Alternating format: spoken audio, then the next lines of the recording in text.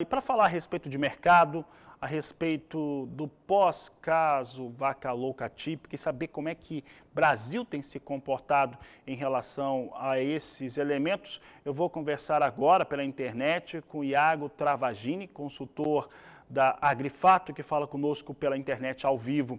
Iago, obrigado pela sua participação aqui no Agricultura BR. E o que nós temos visto, né, havia uma expectativa em relação à China, Brasil, exportações, né? E sabíamos que se entrasse nessa semana de feriado prolongado não ia mudar nada. Como é que você avalia esse momento que nós temos para a carne bovina brasileira? Boa tarde, seja bem-vindo.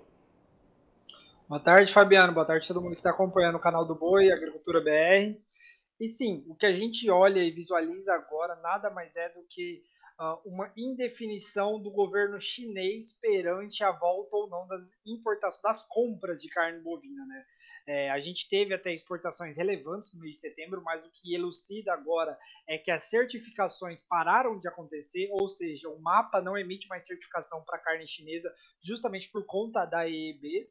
E não há ninguém hoje no país, de forma oficial, que se posicione para quando a China voltar. A decisão hoje está exclusivamente na mão dos chineses. Então a gente tem um intervalo aí entre 70 a 100 mil toneladas que são exportadas todo mês para a China, né? Basicamente é o que foi nos últimos 24 meses. Essa média de volume que era enviada à China, hoje a gente não tem nenhuma perspectiva de quando eles voltam, e por isso o mercado embalou nessa forte queda, nessa forte correção, tanto no físico quanto no mercado futuro.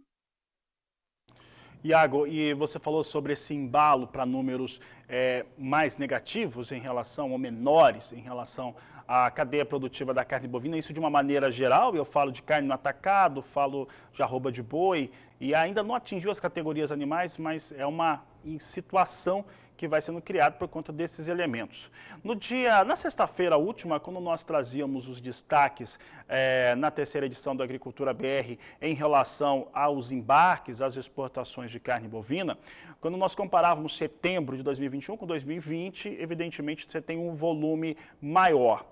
Mas as expectativas eram melhores do que aquelas que foram apresentadas, não é isso, Iago? Em relação a essa carne bovina que não está sendo exportada, que já está contratada, como é que o mercado tem se ajustado em relação ao que foi travado de preço e principalmente sobre onde que ela está ficando disponibilizada?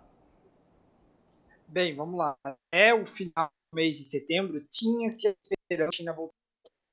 Então, o que aconteceu, na verdade, até o final de setembro, a gente tinha uma certificação para mandar essa carne para fora do país. Então, o Brasil estava exportando e continuou exportando durante todo o mês de setembro carne que foi certificada antes do dia 4 de setembro. Então, o Brasil continuou mandando essa carne para fora e acelerando esse processo de envio, só que o grande porém agora é que não há essa certificação. Então, o que está ocorrendo agora? O frigorífico reduz a sua capacidade de abate, começa a pular datas de escala de abate, começa a oferecer menos pelo animal, pelo bovino gordo, justamente porque ele não tem a necessidade de ficar alongando mais a escala, porque ele perdeu um demandante aí de 80 a 100 mil toneladas. A gente calcula essa média aí entre 70 a 100 mil toneladas mês, né? Então, hoje o Brasil tem o principal comprador externo fora do mercado, consequentemente os frigoríficos estão se ajustando a toda essa nova realidade. E por isso a gente vê uma pressão muito grande sobre o boi gordo nesse momento, sobre o preço do boi gordo. A carne, ela está tentando ser mantida ainda, né? Os animais que foram negociados antes daquele imbróglio, eles foram, em grande parte, honrados os compromissos previamente estabelecidos na faixa dos 315 ali, para o boi gordo, só que sem essa demanda, né, o que a gente está vendo está se enchendo as câmaras frias, os frigoríficos estão com as câmaras frias cada vez mais lotadas, esperando essa volta chinesa, e o próximo passo seria a volta chinesa e embarcar. Só que a cada dia que se passa, a câmara vieira vai ficando mais lotada, e o que a gente está vendo é uma pressão tanto na carcaça casada do bovino, né, os varejistas estão pressionando a carcaça casada, quanto sobre o boi gordo. O boi gordo está sofrendo muito nesse momento agora. Iago, para que o pecuarista, principalmente, que está nos acompanhando, que é o produtor rural de uma maneira geral, agricultor e pecuarista é a maior parte do nosso público, seguramente, isso não precisa nem dizer.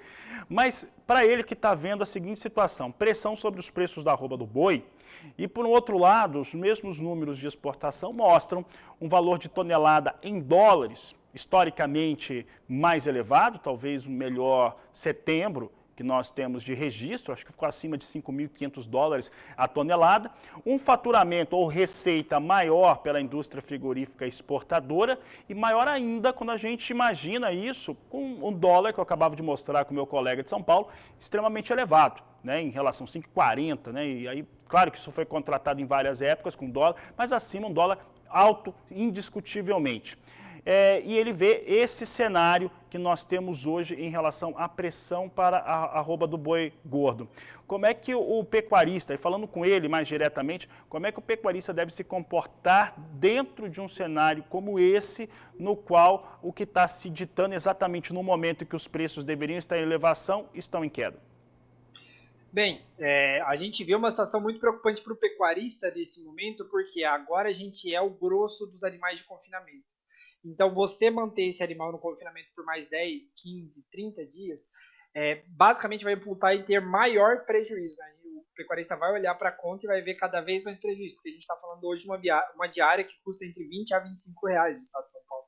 Então, essa preocupação, o pecuarista é ainda mais intensificado porque ele está num processo em que ele já tinha pré-determinado o custo dele, que era para sair o animal há 15 dias atrás, ele segurou achando que ia voltar e não voltou. Então, nesse tipo de engorda, né, a gente aconselha que assim, o pior momento já foi, o ideal é agora estancar o problema, seja via futuro, seja via opções, é tentar estancar esse problema e tocar para a próxima. Para quem tem um animal mais longo prazo, o cenário é um pouco mais animador. A gente acredita sim que a China vai voltar. A China, a gente é o principal exportador para a China depende do Brasil, assim como o Brasil depende da China. O diferencial é que eles formaram um relativo estoque, então eles têm barganha para pressionar esse mercado, no entanto, eles devem voltar. Então, o cenário de médio prazo é assim que a China volte, o Brasil volte à normalidade. Mas agora, o que a gente vê é um cenário de total pressão para cima dos produtores, os pecuaristas brasileiros é o que vão sofrer mais nesse momento, até porque JBS, Minerva, Marfrig, todos esses já redirecionaram as exportações para a China. Porque a Argentina continua mandando normalmente, os Estados Unidos continuam mandando normalmente, a Austrália continua mandando normalmente. Então, esses frigoríficos conseguem atender a demanda chinesa. Hoje, o principal prejudicado nesse momento é o Brasil e, consequentemente, os produtores brasileiros. No cenário de curto prazo, tem pouco a ser feito, mas o que a gente acredita é que fica a lição também para os próximos anos e para os próximos ciclos produtivos, é que o pecuarista começa a se atentar justamente no principal ponto que a Agrifato trabalha, que é redear, né? Que é proteger o custo de produção via mercado futuro, não depender única e exclusivamente do preço que vai estar naquele dia. Né? A gente tem uma ferramenta muito importante, que é a bolsa, e que acho que o produtor pode olhar e usar com mais carinho cada vez mais. Para encerrar, Iago, qual que é a gordura que a China tem? Por quanto tempo mais que nós sabíamos? Se chegasse nessas semanas de feriado, não teria retomado no meio, né? Não teria como. Mas qual seria a gordura? Quanto tempo que a China suporta ficar sem comprar carne bovina do seu disparado maior fornecedor? Bem, o que a gente tem visto é que desde que o Brasil parou, na verdade, de certificar carne para a China, né, por conta desse imbróglio, é que a China perdeu basicamente o principal fornecedor, em torno de 40% a 45% da carne que chega na China vem do Brasil. A própria pecuária, e não só a pecuária bovina, a pecuária chinesa nesse momento estava num processo em que a produção de suíno estava retomando, houve a PSA e teve um descarte muito grande de suíno lá na China nesse 2021, nesses últimos meses, o preço da carne suína caiu. Então, todo um processo em que favorece o consumo de carne suína nesse momento lá na China por conta desses preços mais baratos. No entanto, a carne bovina, ela é uma carne que tem cada vez mais caído no gosto do consumidor chinês. E, vale lembrar, a China tem um ano novo chinês daqui basicamente 3, 4 meses, né? Primeira semana de fevereiro é o Ano Novo Chinês, que é o período de maior consumo de carne bovina no país em todo o ano.